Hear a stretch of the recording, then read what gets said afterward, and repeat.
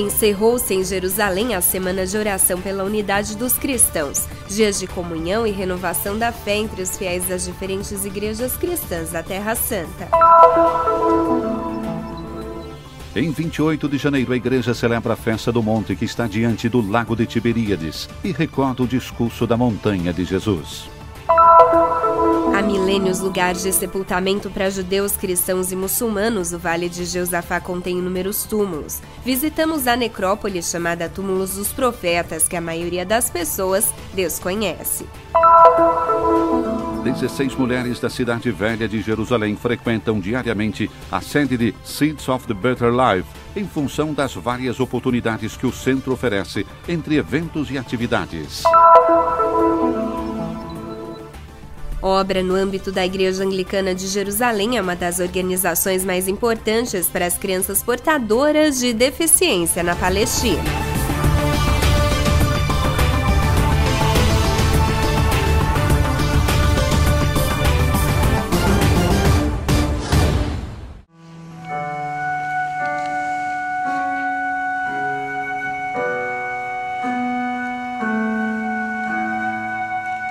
Quando chegou o dia de Pentecostes, os discípulos estavam todos reunidos no mesmo lugar. Este local, descrito no livro dos Atos dos Apóstolos, onde, segundo a tradição, aconteceu a vinda do Espírito Santo sobre a Virgem Maria e os apóstolos, marcou um dos dias da Semana de Oração pela Unidade dos Cristãos, um lugar simbólico da comunhão gerada pelo Espírito. A sala de cima é de fato para todos os cristãos e não apenas de uma denominação. E isso tudo traz sabor da unidade cristã. A taste of Christian unity. The prayer here is very special because here Jesus himself prayed for the unity of this. Rezar aqui é muito especial porque aqui Jesus rezou com os discípulos pela unidade. E aqui é o lugar do Espírito Santo. Nós precisamos do Espírito Santo. É o único que pode dar a unidade de todas as línguas, como aconteceu na primeira festa de Pentecostes. He only can give us the unity in all the languages of the world as it happened on the first feast of Pentecost. Na Terra Santa, a Semana de Oração pela Unidade dos Cristãos aconteceu de 20 a 28 de janeiro. E nos últimos dias de oração, além do cenáculo, cristãos e representantes das diversas denominações se reuniram também nas igrejas ortodoxas siríaca e etíope e na greco-católica. Todos com o mesmo objetivo de concretizar a unidade no dia a dia dos cristãos entre famílias e sociedades.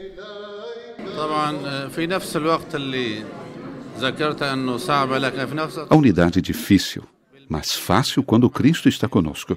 E quando aplicamos os seus mandamentos em nossas vidas, e quando desfrutamos das virtudes do amor, da fé, da humildade, da cooperação uns com os outros e da obra para a glória de Cristo, não para a glória de cada um de nós.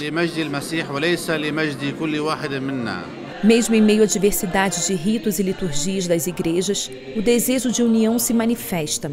A Semana de Oração pela Unidade dos Cristãos foi encerrada na Igreja da Anunciação dos Greco-Católicos, onde o vigário patriarcal destacou as divisões, cuja origem está na ignorância, fraqueza da fé, orgulho e falta de amor entre os cristãos.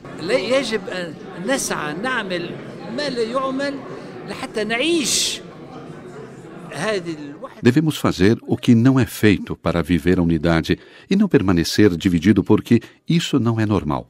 Nossa responsabilidade é anunciar o Evangelho ao mundo que precisa de uma igreja.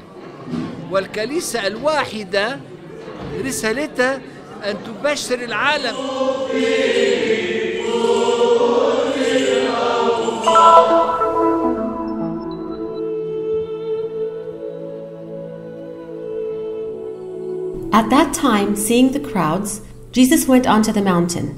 He sat down, and his disciples approached him. Then he began to speak and taught them.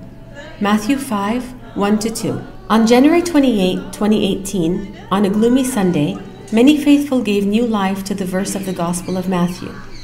Like 2,000 years ago, many set out to participate in the Holy Mass, commemorating the feast of the Mount of Beatitudes, in the chapel built on the top of the mountainous relief. It is typical of the Church of the Holy Land to celebrate the Gospel in the place where the Gospel was written and places that recall the episodes of the Gospel. Tying the place to the event is a way to remind us that the heart of Christian life is the Incarnation, a revelation that becomes flesh that is Jesus. It is something that is not a memory of the past, but something that today still nourishes our faith. Memoria del passato, ma qualcosa che nutre ancora la nostra fede oggi. The discourse on the mountain, Jesus' teaching, collected in chapters 5, 6, and 7 of the Gospel of Matthew, and also recaptured in the Gospel of Luke, which revolutionizes the concept of beatitude, resounded during the Mass presided by Monsignor Pierbattista Pizzaballa. We come here to pray every year. It is a special feast. Today they quoted, "Blessed are the peacemakers." We hope that peace prevails here in the land of peace, especially in the midst of the unfortunate and difficult conditions afflicting the Middle East. I hope politicians have a unified plan of peace and not just words. I came here to have the blessing for this occasion, and I wish the peace be in this world, especially in the Middle East and all over the world. We have all problems.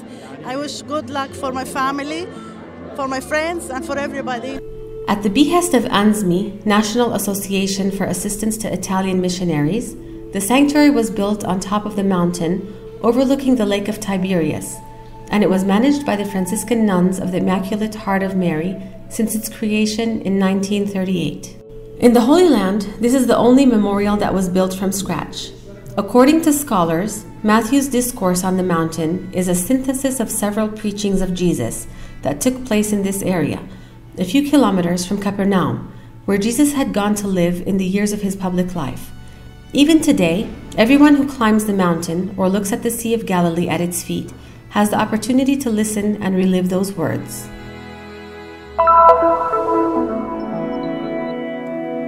Apressem-se e subam as nações ao vale de Jeosafá, pois ali estarei sentado para julgar todas as nações dos arredores. As encostas do Vale do Cedron, ou Vale de Josafá, conforme profetizado por Joel, contém inúmeros túmulos. De acordo com a tradição, será esse próprio vale do hebraico Josafat, o Senhor julga, cenário do juízo universal. Appena si inizia a scendere dalla cima del Monte degli Ulivi. Assim que começa a descida do Monte das Oliveiras, encontra-se escondida no lado esquerdo uma necrópole, os túmulos dos profetas, que seria o túmulo dos 3 profetas, Ageu, Malaquias e Zacarias. Ageu e Zacarias viveram depois da destruição do templo, quando estava em andamento a reconstrução do segundo templo, enquanto Malaquias foi até mesmo ponte, ligação entre o Antigo e o Novo Testamento. Fa da ponte, fa da cerniera tra l'Antico Testamento e il Nuovo Testamento. Para se compreender melhor essa necrópole, é preciso colocá-la na ampla área cemiterial que ocupa a inteira encosta ocidental do Monte das Oliveiras. Su questo Monte degli Ulivi, chiamato così appunto perché era Este Monte das Oliveiras, assim chamado precisamente porque estava coberto por oliveiras, também era chamado pelos rabinos de Monte da Unção, pois com o azeite produzido com as azeitonas que cresciam neste lugar, ungiam-se os reis e os sumos sacerdotes. Antes de se tornar área cemiterial, este monte era para os judeus um lugar de oração, de procissão e de reunião.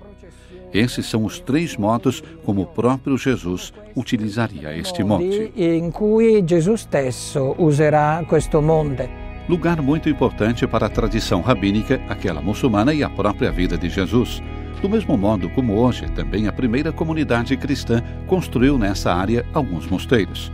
Portanto, é provável que essa necrópole, assim como ela aparece hoje, já fosse lugar de enterro por volta do 3º e 4º século.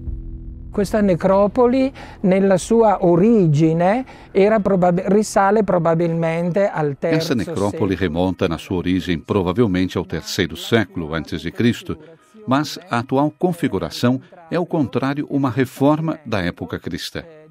São 2 hemiciclos concêntricos com 36 túmulos e recorda, mais que um enterro familiar, um enterro comunitário. Ed è piuttosto ricorda piuttosto che una sepoltura familiare una sepoltura comunitaria. Precisamente no topo deste monte, Jesus, já ressuscitado, fez sua última procissão com seus discípulos antes de ascender aos céus. Por isso, os primeiros cristãos consideravam o enterro neste lugar um privilégio. essendo il Signore Gesù asceso al cielo dalla cima. Como o Senhor Jesus subiu aos céus do topo do Monte das Oliveiras, e a tradição milenar hebraica concorda sobre o fato de que este vale será cenário do juízo final, não deve nos deixar admirados a presença dessa necrópole. Non ci deve meravigliare anche questa necropoli.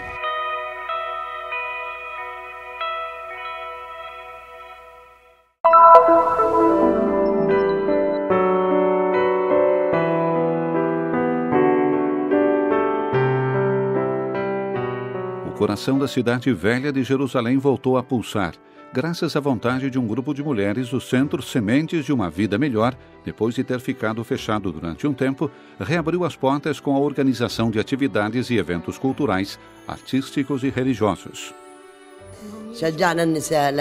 Encorajei as mulheres a virem aqui, pois o centro não devia ficar vazio e inutilizado. Encontramo-nos aqui por metade do dia para rezarmos, encontrar-nos e conhecer-nos.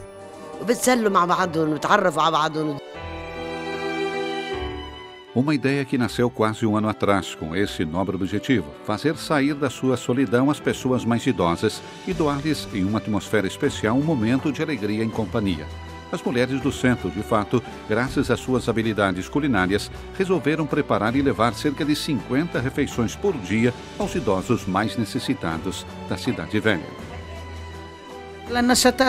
As atividades que realizamos se dirigem aos idosos que não podem sair das suas casas, ajudando-os, cozinhando e providenciando-lhes refeições, mas também oferecendo atividades no centro. Meu objetivo é ajudar as pessoas, mas também melhorar-me, ocupar meu tempo e também divertir-me. As mulheres ao nosso redor estão tão felizes. Ajudamos os necessitados e os idosos, mas ao mesmo tempo preencho meus momentos de folga, sobretudo porque sofri por causa de uma doença que me mudou, e graças às atividades deste centro consegui superar as dificuldades da minha doença. Sinto que realizo um ato caridoso doando meu coração para ajudar as pessoas a encontrarem a alegria e poder ver o sorriso nos seus rostos, especialmente nos idosos. O Senhor me salvou da minha doença para que eu pudesse fazer bem aos outros. Uma iniciativa que a princípio passou em brancas nuvens, mas que graças à ambição dessas mulheres tornou-se uma verdadeira missão. De acordo com elas, de fato, elas são inspiradas pela vontade de trabalhar pela perseverança, pelo encorajamento mútuo, pelo amor e pela esperança.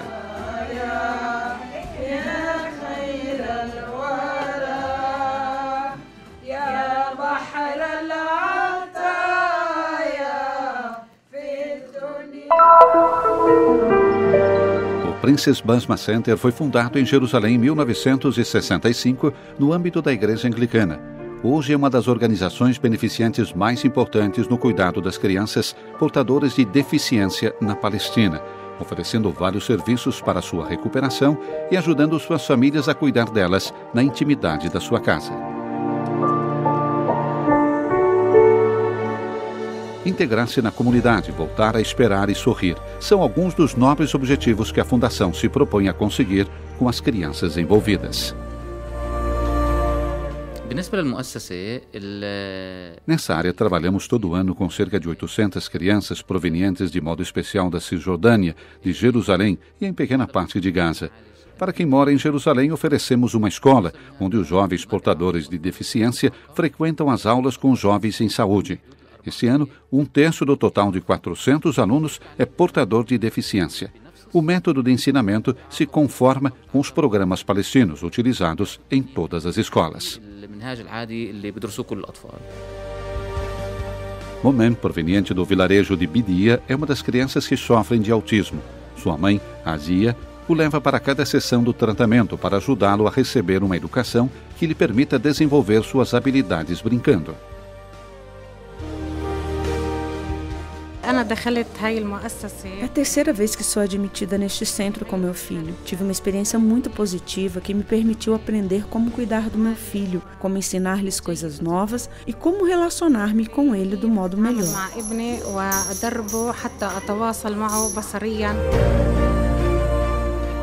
divisão de fisioterapia pediátrica Amrad de Nablus, que sofre de deficiências motórias, submete-se a sessões de tratamento sob o olhar atento, cuidadoso e comovido dos seus pais.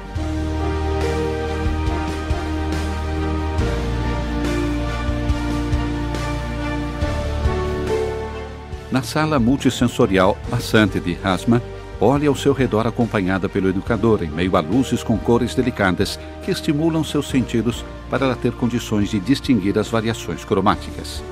Na divisão de logopedia, Aya Al-Batat fica sentada com o agente enquanto sua mãe observa com atenção, esperando impacientemente para ouvir a sua voz. الخدمات اللي بتميز الأميرة بسمة إنه مقدم خدمات تأهيل شاملة بتتضمن.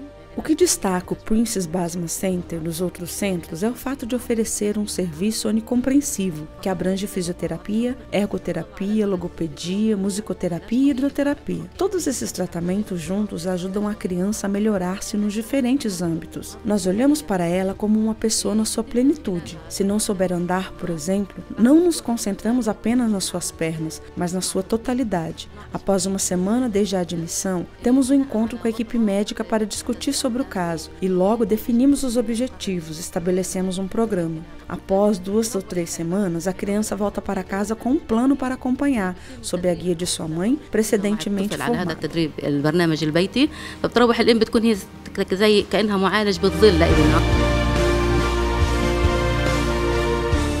A possibilidade das crianças fazerem um percurso em um ambiente familiar acompanhadas pelos seus pais, a frequentação das aulas com as outras crianças, são elementos que ajudam os hóspedes do centro a dar passos enormes, tornando-se grandes aos poucos.